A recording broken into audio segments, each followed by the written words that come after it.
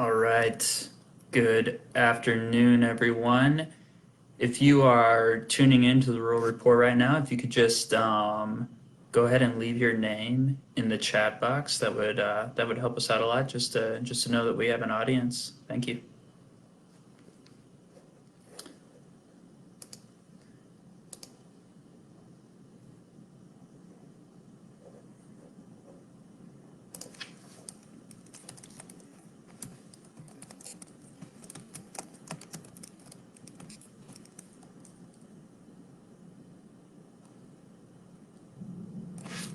Hi, Tammy.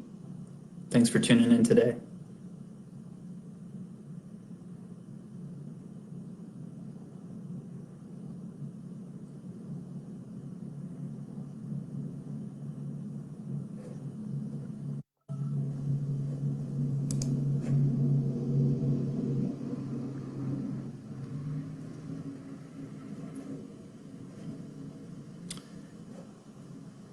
Great. Looks like we have 15 watchers so far.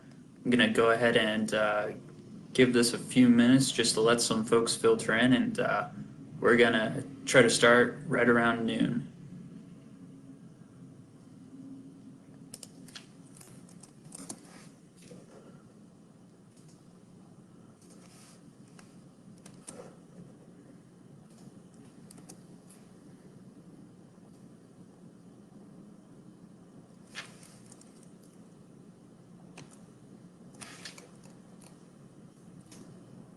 Okay, so I just put a link in the chat there. I'm going to start throwing in some resources just so I'm not distracted during the presentation here itself. These are resources that I'll refer to as I go through the presentation.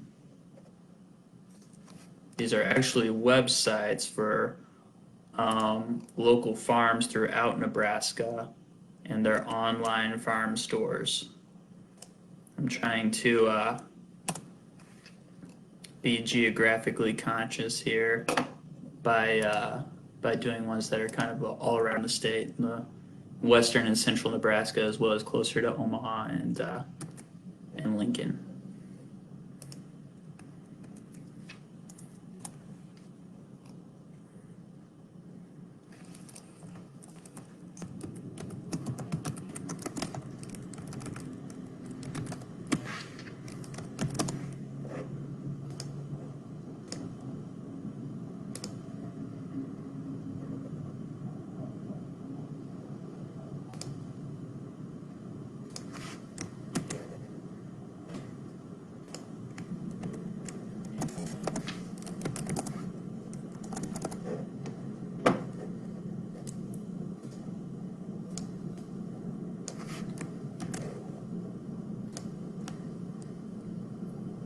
All right, thanks for tuning in, Sandra.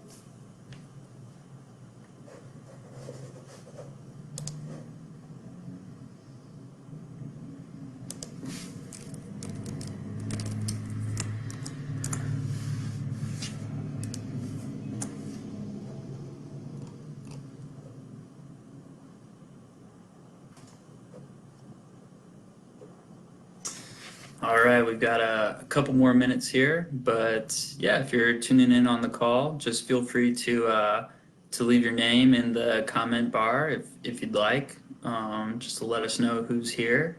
And as we go out or as we go through the call, uh, feel free to leave questions in there as well.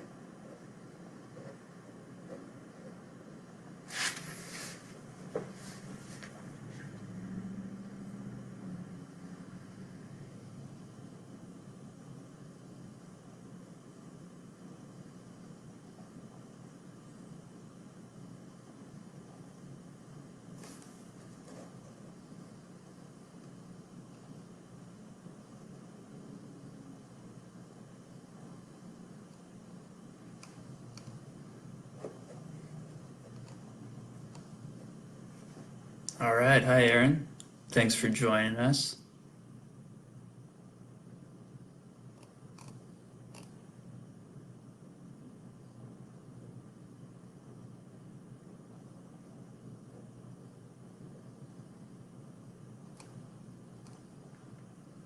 Oh, and hi Ann. And thanks for tuning in today.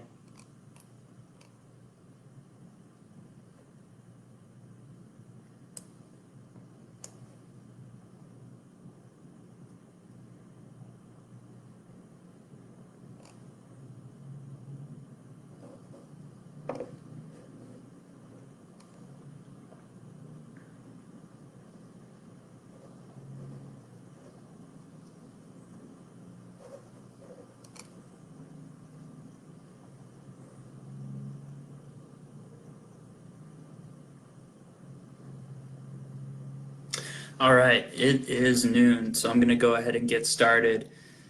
Thanks everyone for being here today. My name is Justin Carter. I'm a project associate with the Center for Rural Affairs. I've been working for the center for right around 8 months now, and I mostly focus in on local food in Nebraska. I work a lot with beginning farmers and landowners, and I'm also the coordinator of the Nebraska Food Council. So, I also want to introduce my two colleagues today, Kirsten Bailey and Aaron Schoenberg. They're going to be helping me out by answering some questions in the chat bar. So if at any point throughout the call, if you have a question that you'd like to type in there, feel free to do so, and they will respond to you directly. So just to tell you a little bit about the Center for Rural Affairs, we were founded in 1973, and we're located in a little town called Lyons, Nebraska. It's in northeast Nebraska. And we like to say that we are unapologetically rural. So we focus on establishing vibrant rural communities throughout our area. And we do this through a lot of grassroots work with farmers and ranchers throughout the state. We also do policy work and advocate on issues that are beneficial to rural areas. And we also have the Rural Enterprise Assistance Program, which does some small business lending. And my work mostly focuses in on Nebraska, but the Center for Rural Affairs, we also do work in the state of Iowa, and we have policy offices in the states of South Dakota and Minnesota as well. So today, I am going to talk to you a little bit about our local food markets and how you can purchase locally through a few specific markets and kind of the importance of doing this right now and the advantages of doing it during the COVID-19 pandemic. So first off, I want to say that I hope that you and your family are staying well and healthy during this time. I know the pandemic has undoubtedly affected all of our lives in so many ways. And one area that it's really having an effect is on our food system. due to increased demand in our supermarkets. We're seeing shortages of certain food items. We're seeing increased prices. The Bureau of Labor Statistics put out a number this month that in April, prices in supermarkets had increased about 2.6%. So in addition to the prices, we're seeing shortages on some items, especially right now in the meat industry, which, unfortunately has seen a lot of direct effects on its labor force from the disease. So today, I'm going to talk to you about our local food system and some of the advantages of purchasing food locally. And, when we talk about local, it's important to know what local means. And there really isn't a set definition for local. One might define local food as food that just comes from their home state. Like us in Nebraska, they might define it as just coming from their local community, or they might put a specific area on it, maybe coming from within a 200 or a 300-mile radius. But today, what I'm going to talk to you about is really how we can purchase directly from farmers. I'm going to go through a few different outlets. I'm going to go through direct online sales from farmers, community-supported agriculture, our CSA models. I'm going to touch on farmers markets, and I'm also going to talk a little bit about small and medium-sized meat markets and meat processing and what's going on with those right now. So I'll just hop right into it right now. So as we're working through with farmers right now, one thing that we're seeing is a lot of farmers are starting to get into the game of online sales. A lot of this has been coming up through the years. Farmers are getting a little bit more savvy with online, and a lot of this has to do to the pandemic and farmers moving online to better assist customers and sell directly to customers. So if you refer to the chat there, up in the beginning of it, I put a few links to online farm stores that you can visit. I tried to do this a little geographically. We have farmers working online all around the state. We have them in the Lincoln and Omaha areas, as well as all the way out in places like North Platte and Scotts Bluff. So feel free to check out those online stores. A lot of farmers will list all sorts of products on there. Of course, they'll be seasonal, so you'll be seeing a lot of greens on there right now, and a lot of other products like asparagus, for instance. And a lot of farmers are also in the business of selling meat on there too. So you'll see a lot of pork and beef items and poultry items as well. All right. So online sales is fairly straightforward. Check out those sites. I'd encourage you to look for farmers who are in your area who you might be able to buy directly online from. And I'll also explain a little bit about community-supported agriculture here. So community-supported agriculture, or what we commonly call CSA, is a system in which a farm operation is supported by shareholders within the community who share both the benefits and the risks of food production. So what typically happens with a CSA is a farmer will advertise their CSA programs and consumers are allowed to purchase a share of the farm. So it'll usually be a flat rate that a consumer can put forth early in the season, which will guarantee them a share of food directly from the farm throughout the season. A lot of farms do this in a couple different ways. They might offer different levels of shares. So it might, you might get if you're a couple or just an individual, there might be a smaller share where you would get a box of food perhaps every week, which is enough food for 1 or 2 people. There might also be family shares for as many as 5 people. So you get a much larger box of food. Farmers might do their shares a bit seasonally too. You might be able to buy like a 6-week share, or you might be able to buy a share that's more expensive that lasts throughout the entire season. So this is pretty advantageous for consumers in that if all goes well, you'll be getting a consistent supply of vegetables throughout the entire year that you essentially made a one-time purchase for. It's very advantageous for the farmers because you're putting that money up front, so farmers can use that money to invest in their farms, to invest in the growing seasons. It also allows farmers to have kind of a set base of customers, so they don't have to spend a lot of time on things like transporting food into farmers markets or marketing their goods. They can spend a little bit more time on the growing of food. So there's a lot of advantages to CSAs. There are some disadvantages to CSAs too, of course. One of the important things to realize is when we purchase a CSA, we're also assuming the risk of farming with the farmer. So, if there were to be a natural disaster or something like that that would impact the farm, you would also be assuming that risk, and you might not be able to get those products. But you're also contributing to an investment in that farm that might allow in the recovery. Another thing is that when you purchase a CSA, you're not directly ordering vegetables. So you're not saying, hey, I want an order of peppers, an order of tomatoes. You're getting what's in season at that time. So early in the year, you might get a box of lettuce, box of spinach, and then later in the year, you might get that box of tomatoes, box of peppers. I think this is really important because it kind of helps you realize what is seasonal from the farm, and it gives you a little bit more of that of that feeling of eating seasonally. Okay.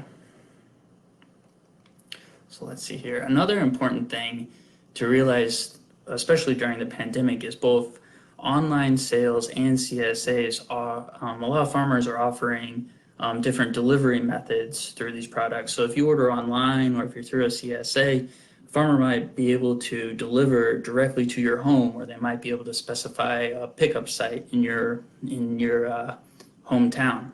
So one of the big advantages is, rather than going to the supermarket and being in a public space with a lot of people, is you may be able to get food without coming into direct contact with other humans, minimizing the risk of being exposed to COVID-19.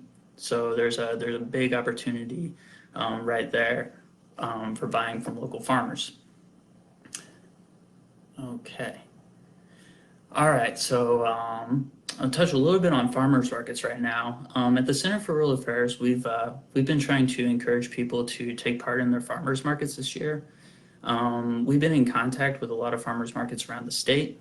I have talked to market managers in the Omaha and Lincoln areas. I've also talked to some market managers in Scottsbluff and North Platte.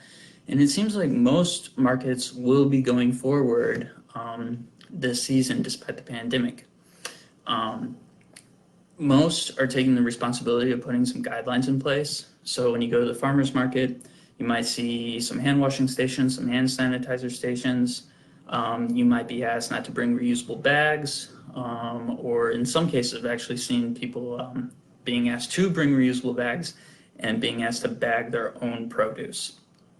Other guidelines I put in place that they put in place is just, when you go to the farmers markets are normally a very social event.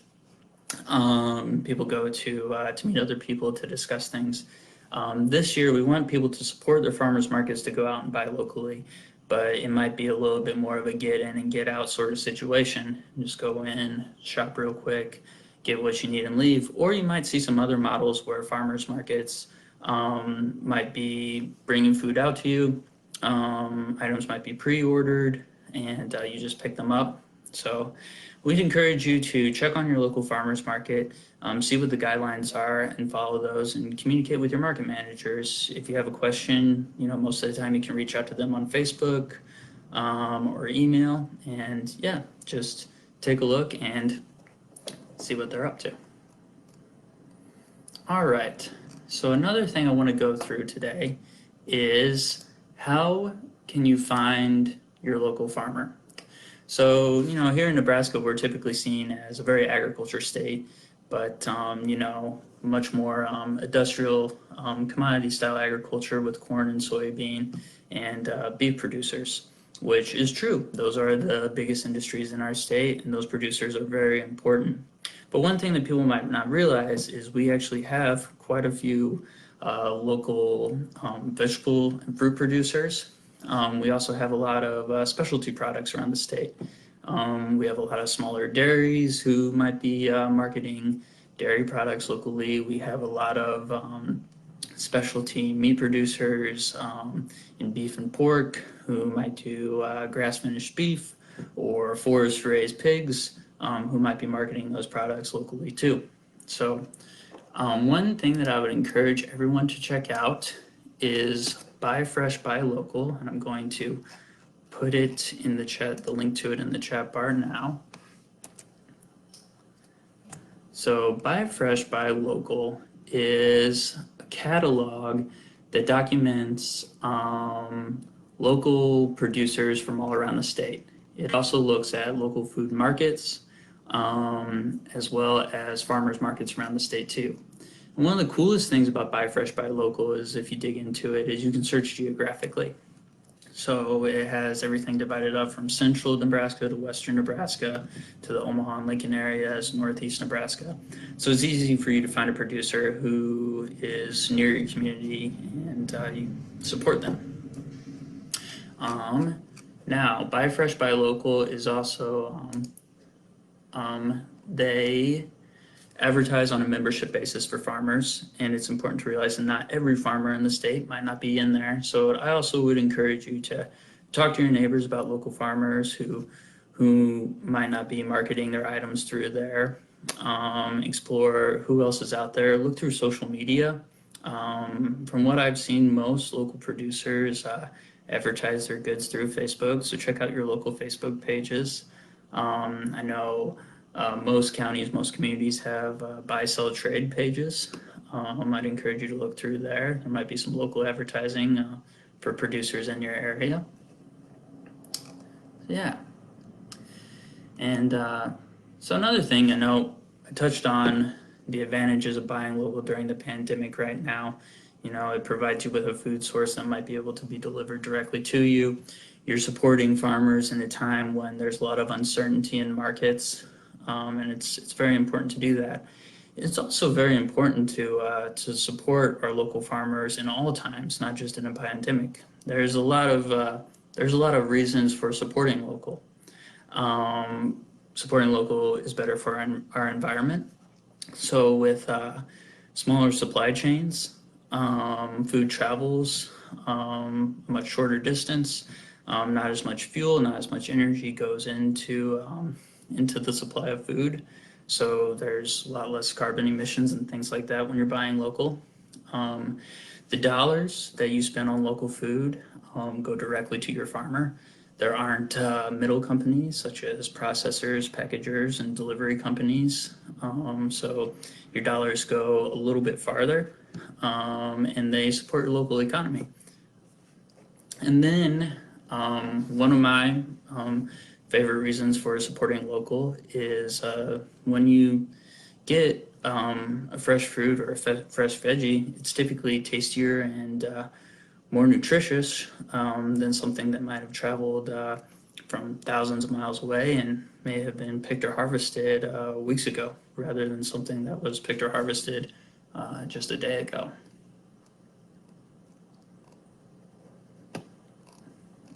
Okay.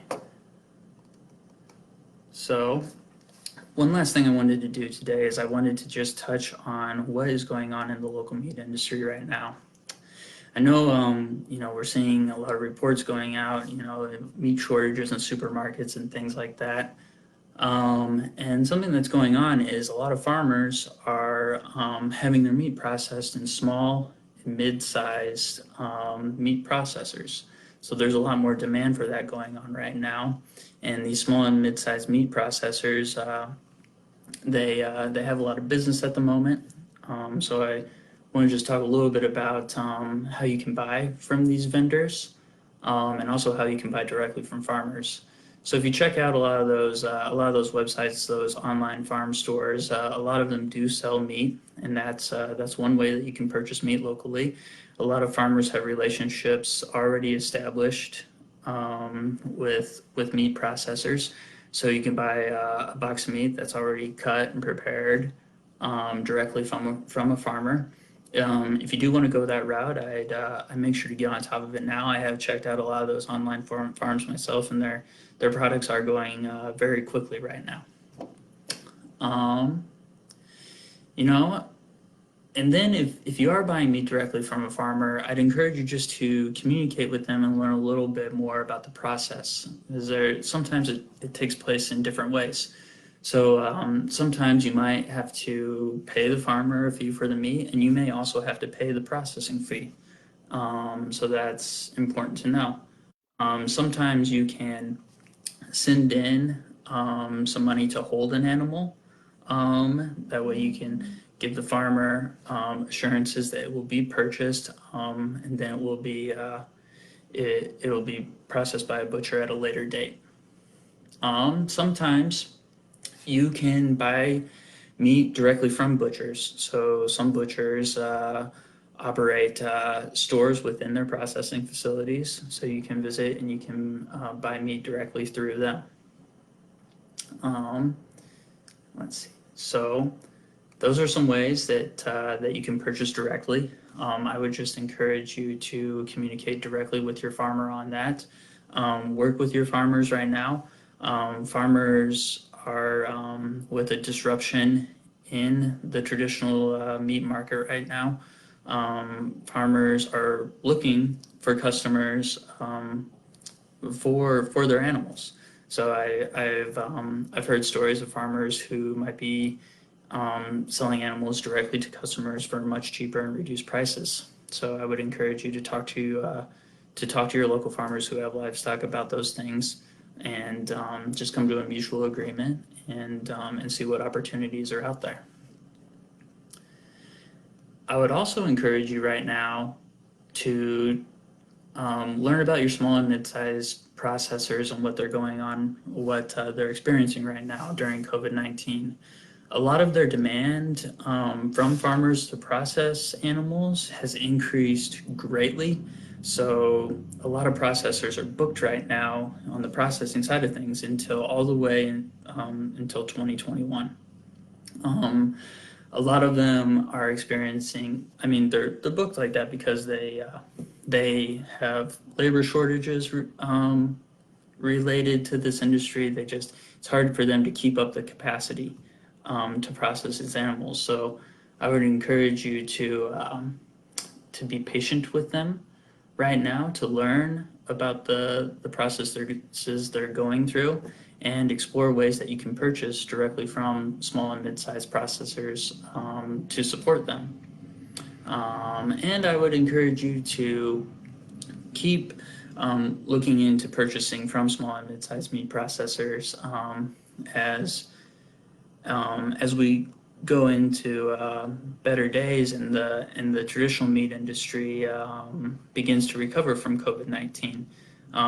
One thing that I know people are a little afraid of right now is the possibility that the demand from alternative meat markets is sort of artificial, that once the traditional meat industry recovers, that the small and sized meat markets will see a large drop in demand. And because of this, they might be fearful of hiring other laborers to process meat and things like that, just in case the demand is temporary. So I would encourage you to look at those mid-sized and small processors and continue purchasing from them. All right. Well, that is all I got for you today. Thank you so much for tuning in. Feel free to reach out to us at the Center for Rural Affairs if you have any questions about this market and about buying local. Yeah, thank you so much. We're doing the Rural Report every Tuesday at noon.